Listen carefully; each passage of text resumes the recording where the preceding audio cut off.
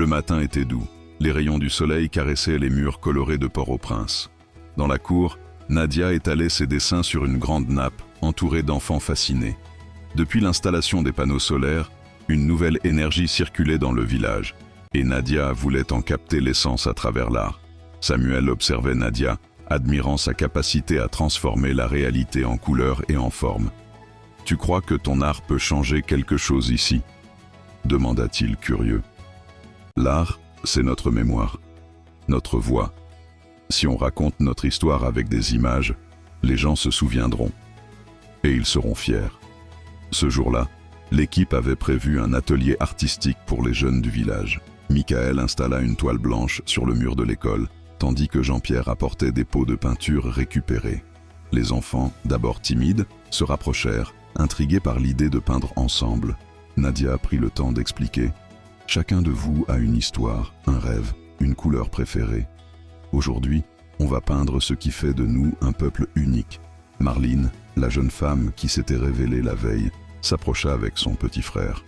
« On pourrait dessiner l'arbre du village, celui sous lequel on se réunit toujours. » « Bonne idée, » sourit Nadia. Et autour de l'arbre, chacun ajoute ce qui lui tient à cœur. Les pinceaux dansaient sur la toile. Des mains brunes, petites et grandes, traçaient des symboles. Le soleil, la mer, des tambours, des visages souriants, des maisons colorées. Samuel fut frappé par la diversité des motifs, reflet de l'identité haïtienne, riche et plurielle. Un vieil homme, témoin silencieux de la scène, s'approcha à son tour. Il posa une main sur l'épaule de Nadia. « Quand j'étais jeune, on peignait sur les murs pour raconter nos luttes et nos joies. Mais avec le temps, on a oublié. Merci de nous rappeler qui nous sommes. » Michael, inspiré, proposa d'intégrer des éléments techniques dans la fresque. Des panneaux solaires, des câbles, des ampoules, symboles du renouveau du village. L'art et la technologie, ensemble, ça donne de la force à notre histoire, lança-t-il. La journée fut ponctuée de rires, de chants, de débats animés sur les couleurs et les formes. Jean-Pierre racontait des légendes à voix haute. Nadia dessinait des portraits, Samuel écrivait des poèmes sur les marges de la toile.